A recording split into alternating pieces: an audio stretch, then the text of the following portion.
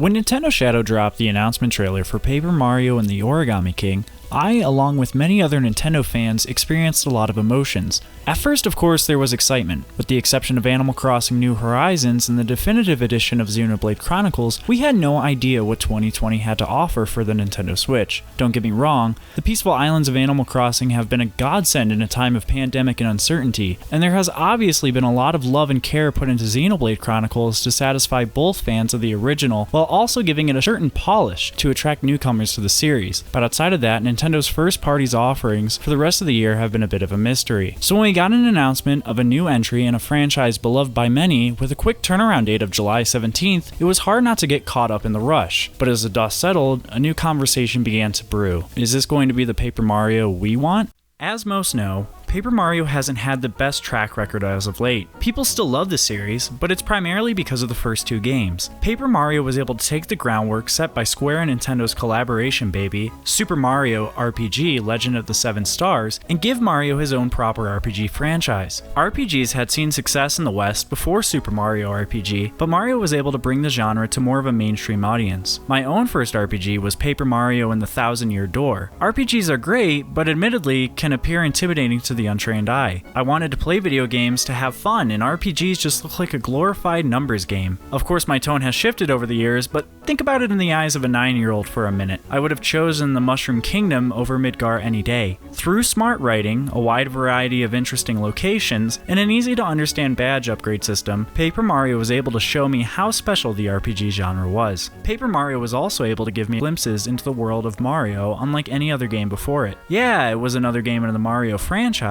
but it had its own flair and personality. It didn't just feel like another game to throw Mario on the box and ship a million copies. It had earned its own identity, and this was largely the common consensus of the franchise until that little white box from hell came to take another sacred thing from us all. Super Paper Mario is largely considered to be the point where the series took a turn for the worse. Turn-based combat was replaced with combat more akin to that of platforming Mario titles, and the partner system replaced unique characters with these pixel creatures who each had their own unique ability to aid Mario throughout his quest. What was sad about the partners in this game wasn't how they worked, but that it felt like you were just getting another version of the same thing over and over. In Thousand Year Door, all of the partners were very distinct from one another, but the cast of Super Paper Mario was obviously cut from the same cloth. The game's main gimmick was turning from 2D to 3D, which was neat at first and helped produce some fun puzzles, but overall, Super Paper Mario was a pretty underwhelming title when compared to what came before it. I remember getting the game and enjoying it for the most part. I don't think the game is considered bad in any means, just a misstep. Sticker Star is really what put fans of the franchise over the edge. The game was dull, uninspired, and so boring that I couldn't even finish the thing.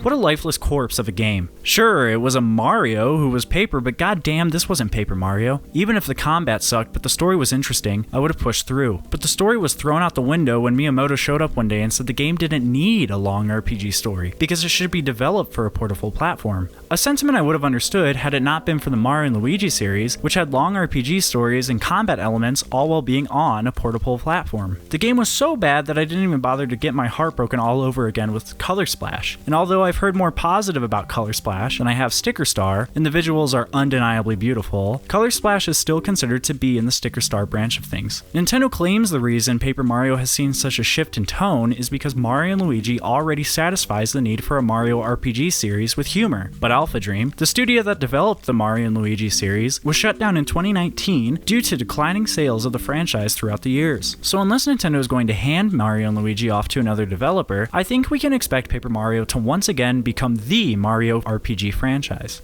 This brings us back to Origami King. This is really the proving point of what the franchise is supposed to be from here on out. If Super Paper Mario is the middle of the road, we have had two eras of Paper Mario: the fondly remembered RPG era and the not so fondly remembered sticker era.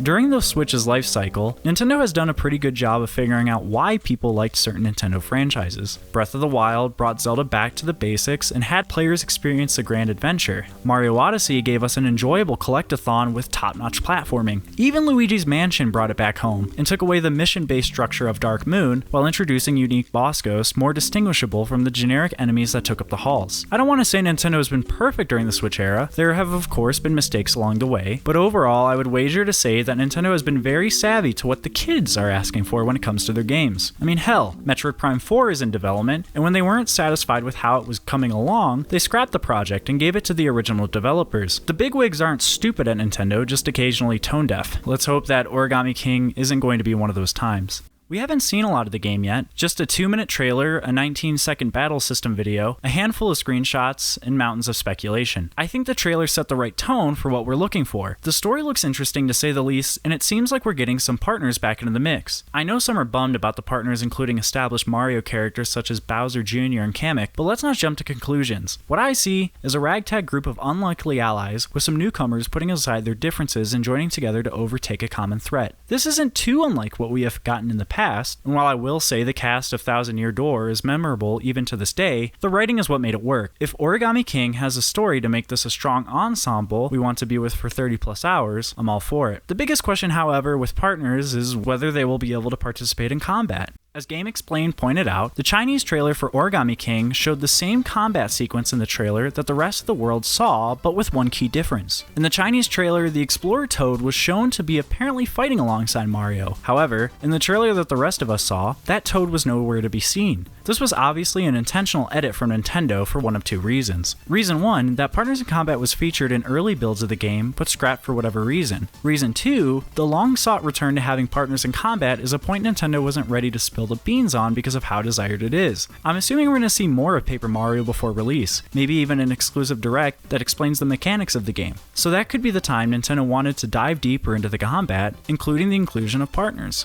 The first reason doesn't have a lot of teeth because it's hard to believe that different regions were making identical trailers using the build that they currently had. So I personally fall into the reason 2 camp and think that the decision to remove the Toad from the trailer was a late game decision, and whoever handles marketing for Nintendo in China didn't make the change before publishing the video. If this is true, for me at least, the issue of partners has been addressed and we get a little close to the Paper Mario experience we actually want. The next biggie is the battle system, and this is where I think Nintendo has a little bit more to prove. Battles seem to take place on this ring-based platform comprised of multiple rows. During their turn, players can rearrange the order of the ring in order to rearrange the row order of enemies. Mario then attacks like normal, and rather than just a single enemy, he takes on an entire row. We also know that Mario can select items, get cheered on by Toads who are watching in an audience, hey that sounds familiar, flee, and get hints. Mario can also seemingly time his jumps to deal additional damage, a staple in all Mario RPGs. At a glance, this battle system can look like another gimmick to Paper Mario when all we want is the original battle system, but this has me pretty hopeful. Look, traditional turn-based combat has its place for sure, but I don't think there is anything wrong in trying to do something different to keep players engaged. And while the battle systems of Sticker Star and Color Splash really screwed the pooch, this looks like it could be a lot of fun. I want RPGs to make me think about the combat choices I'm going to make. Sticker Star failed because you didn't have to think, but if Mario is surrounded by enemies and needs to place them in a strategic order so that he can efficiently take them out, there's a lot of fun to be had here. Do I think that Nintendo maybe should have gone with a traditional turn-based system to win back the hearts and minds of disgruntled fans? Yes, for sure. But Nintendo has never seemed too interested in just reproducing the same experiences over and over.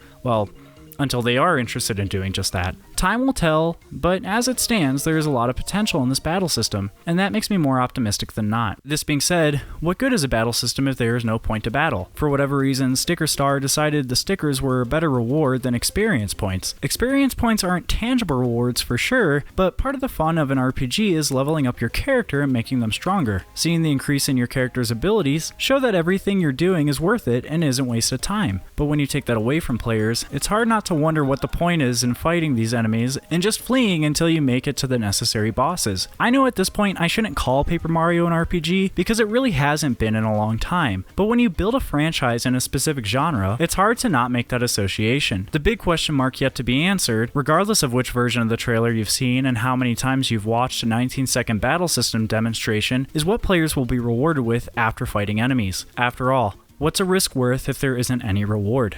As of writing this, it has only been a few days since the initial reveal trailer was published on YouTube, but it feels like it's already been months. At the very least, I think we're going to get a good game, which is a positive thing considering where the last few years have taken us. The story looks interesting, the visuals are beautiful, and I'm pretty interested in what this battle system has to offer. However, the real question is, are fans finally going to just have to cut their losses and be forced to dust off their GameCubes to give Thousand Year Door another whirl? Or is it going to feel like we finally have a worthy successor to what some have often considered as one of the best games of all time. I don't think Paper Mario will ever make it back to where Thousand Year Door was. That game was an exceptional piece of storytelling that transcends the status of being just another entry in a franchise. But I guess to simply answer the question posed in the title of this video, yes, I think that Paper Mario and the Origami King will probably meet most fan expectations, just so long as those expectations remain tempered and reasonable. Thanks for watching.